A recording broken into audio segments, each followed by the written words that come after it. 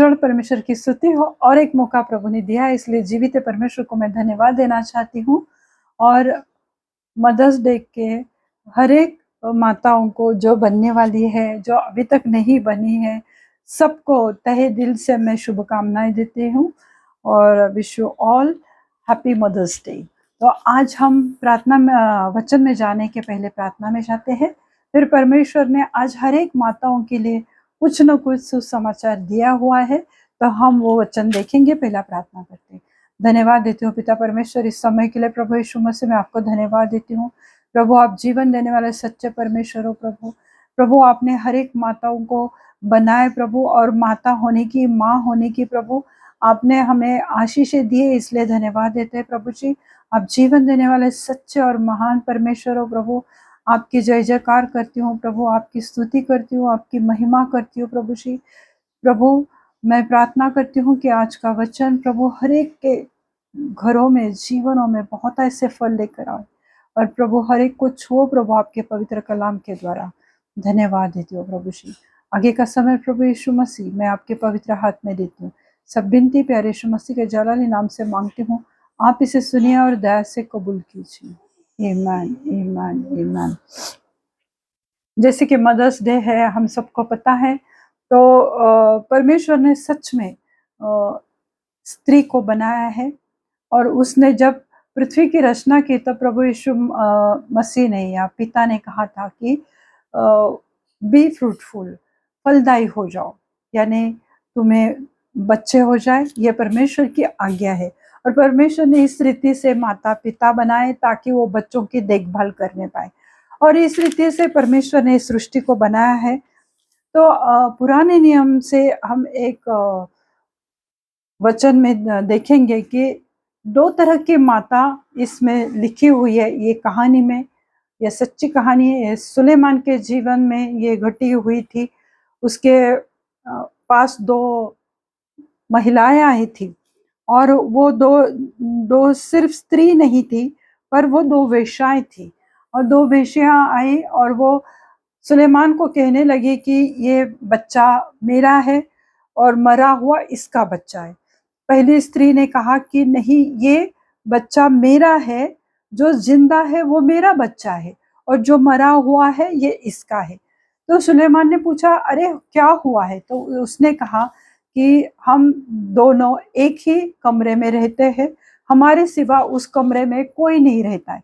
पहला मैं जच्ची यानी मेरी डिलीवरी हुई, और मुझे एक लड़का पैदा हुआ, मैंने एक लड़के को जन्म दिया।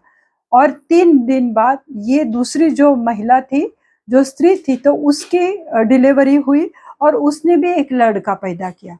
रात को ऐसा हुआ कि जो दूसरी महिला थी, उसके शरीर के दबाव से वो बच्चा मर गया उसका। तो वो स्त्री ने क्या किया, वो मरा हुआ बच्चा उठाकर, वो जो पहली जच्ची हुई स्त्री थी, जिसकी पहली डिलीवरी हुई थी 3 दिन पहले, उसके गोदी में रख दिया, और अपना खुद का मरा हुआ उसके गोदी में रख दिया, और उसका जिंदा बच्चा अपने पास ले लिया। और सुबह जब वो दूध पिलाने के लिए भोर को उठ गई वो पहली वाली, और उसने देखा कि लड़का मरा हुआ है। उसने गौर से देखा, ध्यान से देखा, तो वो बच्चा मेरा नहीं है। तो ये सब कहाँ पर है? पहले राजाओं की किताब, उसका 3रा अध्याय 16 से लेके हम अगर 28 तक देखते हैं, तो यहाँ पर ये सब कुछ लिखा हुआ है। पहले राजाओं की किताब, उसका 3रा अध्याय 16 से लेके 28 तक। फिर उसने क्या क्या कहा, हम 21वीं आयत पढ़ते हैं। भोर को जब मैं अपना बालक दूध पिलाने के लिए उठी, तब उसे मरा हुआ पाया, परंतु भोर को मैंने ध्यान से उसे वह देखा कि वह मरा हुआ पुत्र मेरा नहीं है। उसने ऐसा क्यों कहा? क्योंकि वो 3 दिन, देखो ये दूसरे औरत का जो बच्चा हुआ वो 3 दिन बाद हुआ। ये माँ 3 दिन लगातार अपने बच्चे को सीने से लगा कर रही थी, उसको अपना दूध पिला रही थी, उसकी पॉटी निकाल रही थी, उसको साफ कर रही थी, और वो कमरे में उन दोनों के अलावा कुछ नहीं थी। तो वो अपने बच्चे को निहारती थी, देखती थी, उसे चूमती थी, उससे प्रेम करती थी, उसे अपने सीने से लेके गले से लगा कर रखती थी, अपने छाती का दूध अपने बच्चे को पिलाती थी। तो वो माँ अपने बच्चे को भली-भाँति जानती थी। और ये दूसरी औरत थी जिसका बच्चा रात में मर गया, उसे लगा कि मैं बच्चों की अदला-बदल कर दूँगी, तो इसको समझ में नहीं आएगा। तो इसलिए उसने कहा कि नहीं, ये बच्चा मरा हुआ तेरा है और मेरा बच्चा जो है वो ज़िंदा बच्चा है। फिर वो दोनों सुलेमान के पास गए, सुलेमान को उन्होंने बताया। तब दूसरी स्त्री ने कहा, नहीं, जीवित पुत्र मेरा है और माँ पुत्र और मरा हुआ तेरा है। परंतु वह कहती रही, नहीं, मरा हुआ तेरा पुत्र है और जीवित मेरा पुत्र है। तो ये सब बातें वो राजा के सामने कर रहे थे। तो राजा ने एक शक्ल लड़ाई, उसने कहा कि सिपाहियों से कहा कि एक तलवार लेकर आए ताकि मैं ये बच्चे के 2 टुकड़े करता हूँ, तुम दोनों को समान-समान बाँट देता हूँ। तो ऐसी हालत में उसने देखा कि कौन क्या कर सकता है, इसलिए उसने जानबूझकर कहा। तब हम देखते हैं 26वीं आयत में, जब सुलेमान ने कहा कि तलवार लाओ, मैं ये बच्चे के 2 टुकड़े करता हूँ और दोनों को आधा-आधा देता हूँ। 26वें आयत में, तब जीवित बालक की माता का मन अपने बेटे के स्नेह से भर गया और उसने राजा से कहा, हे मेरे प्रभु, जीवित बालक उसी को दो, परंतु उसको किसी भांति न मार। दूसरे स्त्री ने कहा, वह न तो मेरा मेरा हो न तेरा हो, वह 2 टुकड़े किए जाए। जिसका बच्चा नहीं था, उसने कहा कि हाँ, ठीक है, कर दो इसके 2 टुकड़े। न मेरा न तेरा, किसी को भी नहीं चाहिए ये बच्चा। तो जो असली माँ थी, उसके आंतड़े में दुख हुआ, उसको अंदर से वो अपने बच्चे के लिए इतना प्रेम उमड़ आया और वो कल्पना भी नहीं कर पा रही थी कि मेरे बच्चे को कोई मारेगा, उसको तलवार से मारेंगे या उसके 2 टुकड़े करेंगे। ये माँ ये सुनकर सुनकर भी वो बर्दाश्त नहीं कर पाई और वचन में लिखा है, तब जीवित बालक की माता का मन अपने बेटे के स्नेह से भर गया। उसके प्रति उसका जो प्रेम था, जो लगाव था, जो स्नेह था, और उसे इतना दर्द हुआ अपने अंदर, तो उसने कहा, ठीक है, इसे मत मारो। अगर ये औरत बोल रही है, स्त्री बोल रही कि ये मेरा बच्चा है, तो उसे दे दो, पर मेरे बेटे को मत मारो। और जो दूसरी थी जिसका बच्चा ही नहीं था, तो उसके हृदय में क्यों प्रेम आएगा, उसको कैसा प्रेम रहेगा। तो उसने कहा, हाँ, ठीक है, ना तो तेरा ना मेरा। यहाँ पर देखो, 2 स्त्रियां हैं, 2 माताएं हैं कि वो अपने बच्चे के बारे में उनके क्या सोचे। एक है कि जो अपने बच्चे को 3 दिन से लगातार अपने बच्चे को प्रेम कर रही थी, उसके साथ पूरा दिन बिता रही थी, दूध पिला रही थी। और ये जो तीसरे दिन बाद जो जच्ची थी जिसकी डिलीवरी हुई थी, तो उसे उसका बच्चा मर गया, तो उसे ज्यादा कुछ फर्क नहीं पड़ा। पर ये दूसरी माँ ऐसी थी कि अपना बच्चा मर गया तो दूसरे का छीन कर लेने वाली ये माँ थी, दूसरों का अधिकार छीनने वाली ये माँ थी। और जो असली माँ थी, वो अपने बच्चे से इतना प्रेम करती थी कि वो कल्पना भी नहीं कर पा रही थी कि उसका बच्चा किसी ने मारना चाहिए। मेरे प्रिय, माँ इसी तरह होती है। जब भी बच्चा बीमार होता है, जब भी बच्चा रोता है, या बच्चे को कोई परेशानी होती है, या बच्चा जब गिर जाता है, तो माँ बहुत तड़प उठती है। माँ उसे अपने गले से लगाती है, उसे शांत कराने की कोशिश करती है मेरे प्रो। हर एक तरह की अलग-अलग माताएँ रहती है और ये मुझे कुछ अलग लगा कि 2 तरह की माएँ और इस तरह की माएँ जगत में है। हम देखते हैं कि बहुत सारी माता है कि वो बच्चे को किसी कारणवश अपने खुद के बच्चों को मार देते हैं, गला दबाकर मारते हैं या किसी और तरीके से। जैसे हम महाराष्ट्र में सुन रहे हैं, कितनी सारी घटनाएं छोटे-छोटे बच्चों के साथ हो रही है मेरे प्रो। तो ऐसे सब परिस्थितियों में हम माताओं की क्या ज़िम्मेदारी है कि हम अपने बच्चों को किस रीति से हमने पालना चाहिए? क्या अगर हम माताएँ अपने बच्चों के प्रति लगाव सिर्फ रखेंगे, प्रेम रखेंगे और उन्हें अच्छे संस्कार नहीं देंगे, अच्छी परवरिश नहीं करेंगे, तो बच्चे कितना भी पैदा करके कुछ फ़ायदा नहीं है।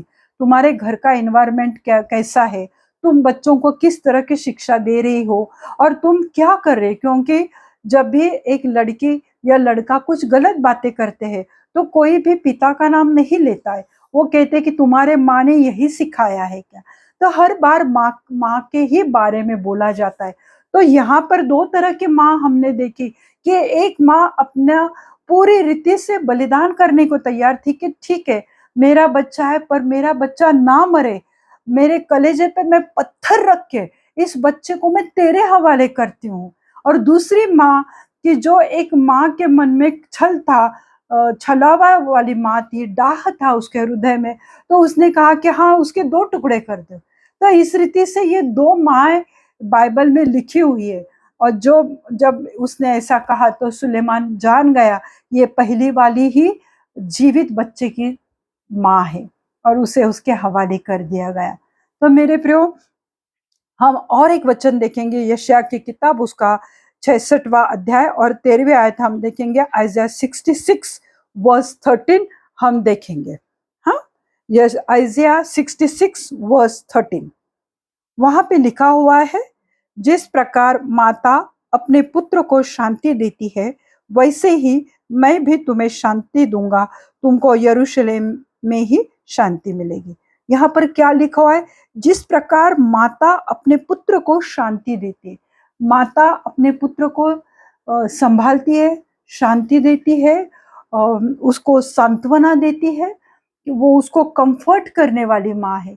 अब एक पुत्र को या पुत्री को कंफर्ट की कब जरूरत है, जब वो बच्चा बीमार है, जब वो बेटा या बेटी किसी बुरी हालातों में से जा रहे, कोई परेशानी है उनके जीवनों में, कुछ उनके जीवनों में तकलीफ है मेरे प्रो, तब माँ, बच्चों को माँ की बहुत ज्यादा जरूरत होती है।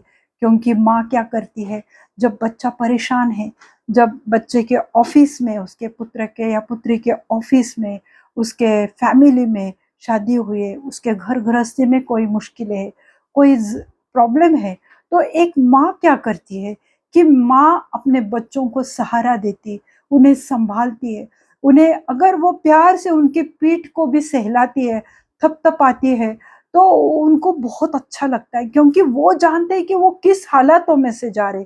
कुछ कुछ बातें वो बच्चे माँ बाप के साथ शेयर नहीं करना चाहते, और जो भी हालातों से वो गुजरते हैं, तब यहाँ पे बाइबल कहता है, जिस प्रकार माता अपने पुत्र को शांति देती है, यानी परमेश्वर भी जानता है, परमेश्वर को भी पता है कि माता अपने पुत्र को शांति दे सकती, उसे सहला सकती है, उसे प्रेम कर सकती है, और उसके लिए वो सब कुछ कर सकती है मेरे प्रो। तो जैसे कोमल हृदय वाली माँ रहती है, अपने बच्चे को सांत्वना देती है, वह गिर जाता है, उसे चोट लगती है, तो वह उसे शांत कराती है। माँ को पता है कि बच्चे को चोट लगी है, उसे कैसे शांत कराना है, वो गिर गया तो उसे कैसे अपने गोदे में उठाना है, कैसे अपने सीने से लगाना है, तो बच्चा अपने माँ के साथ सुरक्षा महसूस करता है। तो जब भी माँ अपने बच्चे को उठाती है तो बच्चा शांति पाता है, सांत्वना, बड़े बेटे हैं, बड़े बच्चे हैं, जब माँ उन्हें उनके लिए प्रेयर करती है, माँ उनके लिए अच्छे शब्द बोलती है, तो वह बेटे बेटियां सांत्वना से भर जाते, शांति से भर जाते। उसी रीति परमेश्वर के बच्चे अक्सर पाप में गिरते हैं, और जब भी पाप में गिरते हैं तो परमेश्वर का पवित्र कलाम उन्हें सांत्वना देता है। जैसे कि हम देखते हैं राजा दाऊद, जब उसने बत्शेबा के साथ व्यभिचार किया था, वो बहुत दुखी हो गया था। तब परमेश्वर ने उसे, उसके गुनाह, जब उसने पश्चाताप किया तो उसके गुनाहों को परमेश्वर ने माफ किया गया था, क्योंकि उसने पश्चाताप किया था। उसकी सजा परमेश्वर देता है पर उन्हें माफ भी वो करता है। जिस रीति से पतरस को हम देखते हैं, क्योंकि जब पतरस ने देखा कि प्रभु यीशु मसीह ने कहा कि तू गहराई में तू अपने ये जाले डाल, यहाँ पे तुझे मछली मिलेगी, तो उसने कहा कि नहीं प्रभु, ये कैसे हो सकता है, हमने पूरी रात कोशिश की। तो प्रभु ने कहा गहराई में जा, गहरे में जा, तुझे मछली मिलेगी। और इतनी मछली आई, इतनी मछली आई कि जाले फटने लगे। तब वो जान पाए कि ये कोई आम इंसान नहीं, ये कोई आम आदमी नहीं है, तो इसमें कोई और शक्ति है। और जब उसने देखा कि ये इतना पवित्रता से भरा हुआ है, तो पतरस के आंखों से आंसू आने लगे कि वो कहने लगा कि प्रभु तुम मुझसे दूर जा, क्योंकि मैं बहुत पापी हूँ। पतरस बहुत रोया। जब प्रभु यीशु मसीह भी जीवित उठा तो उसने देखा था वो सब कुछ, तो पतरस रोया। क्यों? क्योंकि वो जानता था कि मैं पापी हूँ, परंतु प्रभु यीशु मसीह हम लोगों के लिए ही इस पृथ्वी पर आया। जिस रीति से माता अपने बच्चों को शांति देती है, उस रीति से परमेश्वर के पवित्र कलाम है कि वह हमें सांत्वना देते हैं। हम अगर कोई हालातों से जा रहे, पर प्रभु कहते हैं कि मैं तुम्हारे साथ हूँ। तुम्हारे माता ने पिता ने भी तुम्हें छोड़ दिया, पर जगत के अंत तक मैं तुम्हारे साथ रहूंगा। ये परमेश्वर का वायदा है हमारे साथ मेरे प्रभु। तो प्रभु अगर कहता है तो वो कर कर कर ही रहता है। तो ये परमेश्वर के वचन है। प्रभु कहते हैं कि मैंने तेरे लिए अपना खून बहाया और तेरे पापों को मैंने क्षमा कर दिया है। मैंने उस क्रूस पर लहू बहा कर तुझे क्षमा किया है। तो ये परमेश्वर के जो वचन है, जो हमें सांत्वना देते, शांति देते। जब भी हम बहुत बीमार होते हैं या कुछ है, तो कोड़े खाने से चंगाई मिल चुकी है, ये वचन हम पढ़ते हैं, हमें शरीर में कुछ ना कुछ हो जाता है। प्रभु हमें अभी आशीर्वादित करता है, प्रभु हमें चंगाई से भर देता है।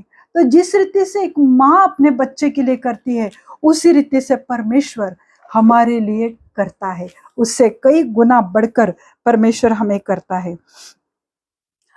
तो जो बच्चा कमजोर है, निराश है, पीड़ित है, तो माँ सब बच्चों में से उसका ज्यादा ख्याल रखती है कि ये मेरा बच्चा थोड़ा कमजोर है, ये बच्चे में थोड़े ज्ञान की कमी है, दूसरे बच्चे मेरे चालाक है, होशियार है, वो अपना सब कुछ कर सकते हैं, वो इंडिपेंडेंट है, पर ये बच्चा मेरा थोड़ा कमजोर है, ये थोड़ा निराश है, ये बहुत कम बातें करता है।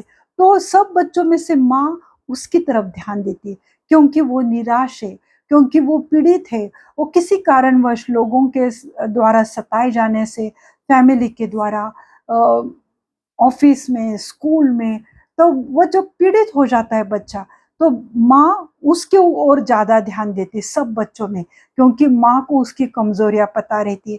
माँ को पता है कि मेरा बच्चा किससे कितना फाइट कर सकता है या नहीं कर सकता है। तो ऐसे बच्चे पर माँ बहुत ज्यादा प्रेम करती है। उसी रीति से जब भी हम किसी पाप में गिरते हैं या किसी संकट में होते हैं, परमेश्वर हमारे संग रहता है। वो हमारे संग एक पर्वत के समान वो हमारे साथ खड़ा रहता है मेरे प्रभु। तो माँ बच्चे के बुरे समय में, बीमारी में उन्हें साथ देती है और उनका सहारा बनती है। सिर्फ साथ ही नहीं देती, पर माँ एक स्ट्रॉन्ग टावर की तरह, एक मजबूत गढ़ की तरह उनके साथ खड़ी रहती है और हमेशा अपने बच्चों के लिए वो दूसरों से लड़ती है। उससे जो बन पाएगा वो करती रहती है मेरे प्रभु। अब मैंने जो कहा पहली बार कि तुम माता है, परमेश्वर ने अगर तुमको माता होने का आशीष दिया है, प्रभु ने तुम्हें आशीषित किया है बच्चा देकर, तो तुम्हारा क्या कर्तव्य है अपने बच्चे के प्रति? सिर्फ उसे बढ़ाना, पालना पोसना, अच्छे स्कूल में एडमिशन लेना, अच्छे करियर देना, अच्छे कॉलेज में एडमिशन देना, यही माता का काम नहीं है मेरे प्रभु। पर तुम माता हो ना, तुम बच्चों को बचपन से सिखाओ कि प्रार्थना करनी है, 2 मिनट के लिए बैठो, बच्चों को सिखाओ बाइबल कैसे पढ़ना है। छोटे छोटे जो छोटे बच्चों के बाइबल आते हैं, वो उन्हें दिखाओ, स्टोरीज बताओ बाइबल की, और अपने घर का इस रीति से वातावरण बनाओ कि बच्चे धार्मिकता में, विश्वास में आगे बढ़े। ये मैंने किसी का सुना है बाइबल में। तो आइए हम देखते हैं कि घर के जो बड़े बुजुर्ग होते हैं, जो माता होती है, जो नानी दादी होती है, परदादी होती है, पर नानी होती है, वो कैसे अपने बच्चों को विश्वास में बढ़ाते हैं। तो आइए हम देखते हैं दूसरे तिमोथियस उसका पहला अध्याय और 5वें आयत हम देखते हैं। दूसरे तिमोथियस के पत्री उसका पहला अध्याय और 5वें आयत हम देखते हैं।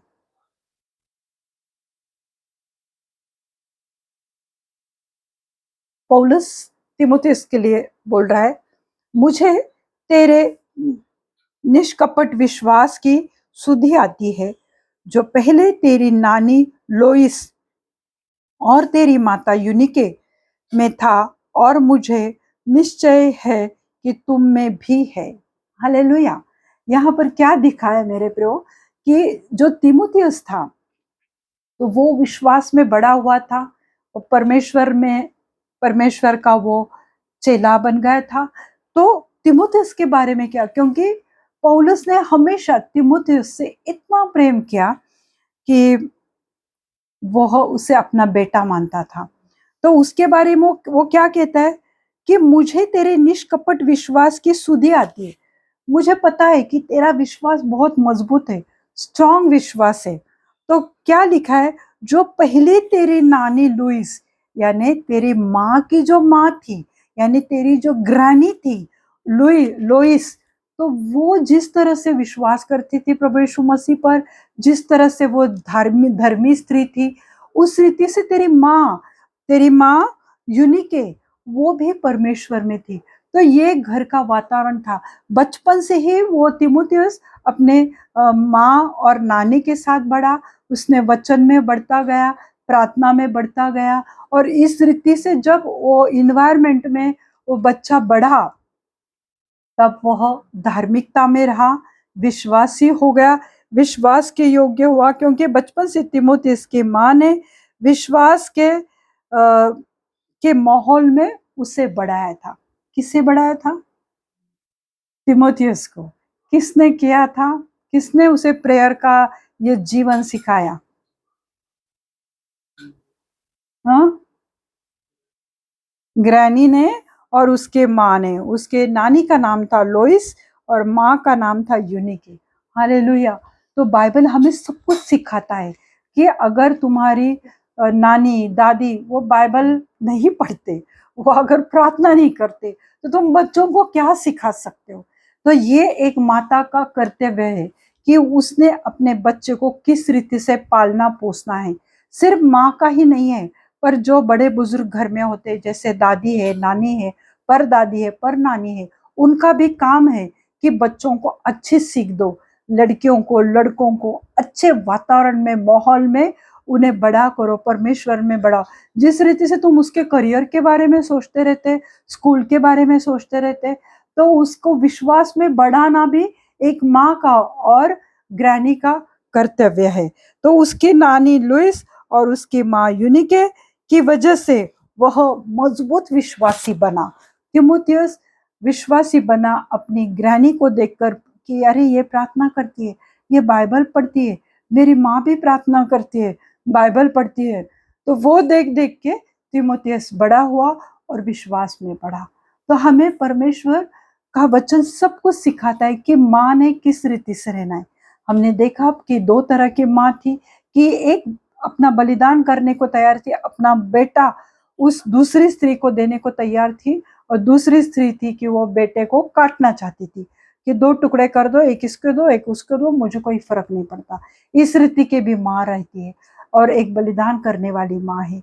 दूसरा हमने देखा आइज़ाया 66 वर्स 13 में क्या देखा, कि जिस प्रकार माता अपने पुत्र को शांति देती, यानी वो उसके बुरे हालातों में, बीमारियों में वो उसका सहारा बनती है, सांत्वना देती है, उसको सपोर्ट करती है, इस रीति के माता है।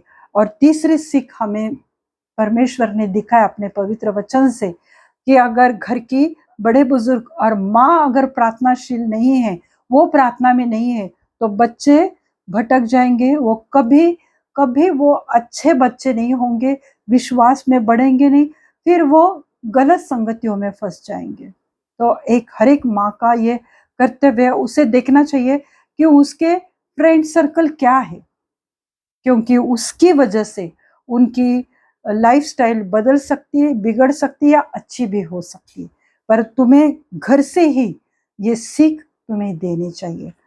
तो मैं विश्वास करती हूँ मेरे प्रभु कि परमेश्वर ने इस वचन के द्वारा आपसे बात की है, मेरे हर एक माताओं को, क्योंकि सिर्फ माता होने से कुछ नहीं होता, पर किस रीति से तुम पालते हो, किस रीति से अपने बच्चों को सपोर्ट करते हो, उनकी सहारा बनते हो, वो सबसे इम्पोर्टेंट है।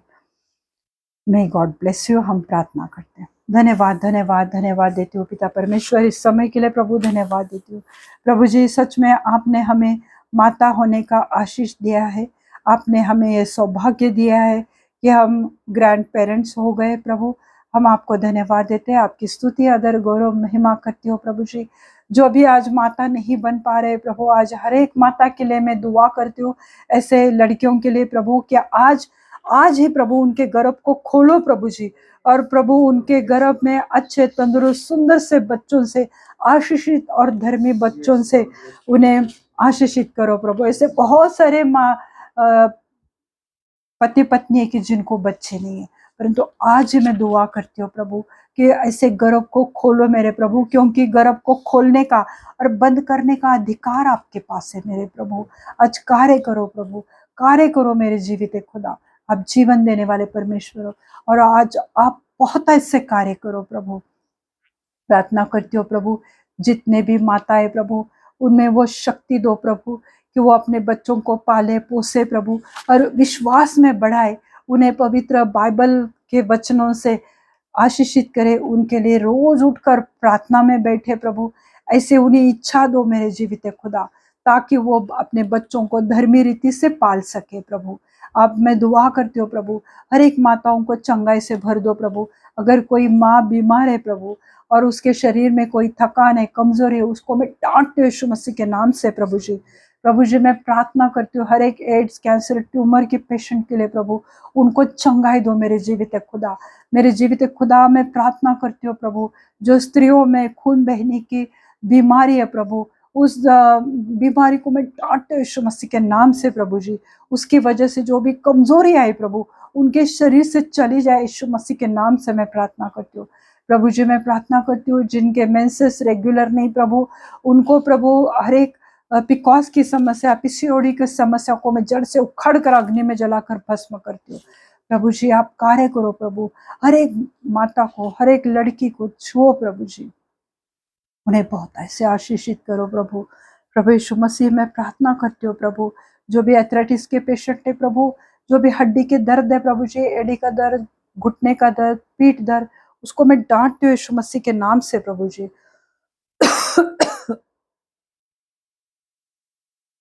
हर एक दर्द चला जाए उनके शरीर से यीशु मसीह के नाम से मैं प्रार्थना करती हूँ।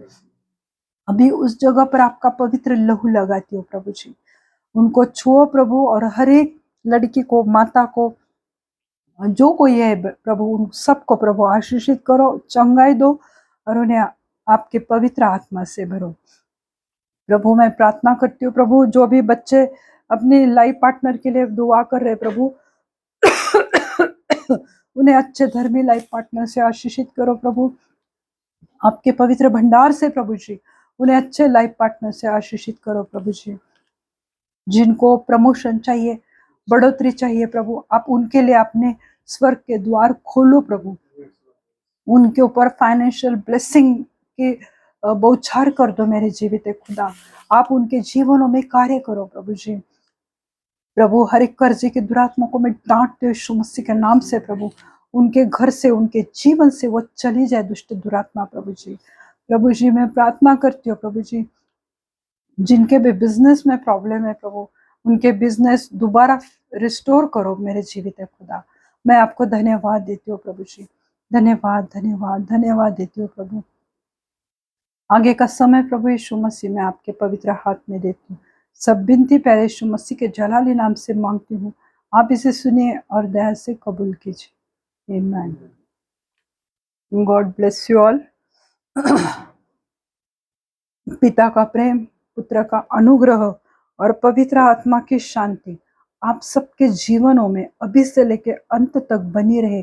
प्रभु अपना मुख प्रकाश आप पे उंडे ले, और अपनी पवित्र शांति आपके घरों में, जीवनों में ये पूरा सप्ताह बने रहे, ऐसे मैं दुआ करती हूँ। आमीन। God bless you all.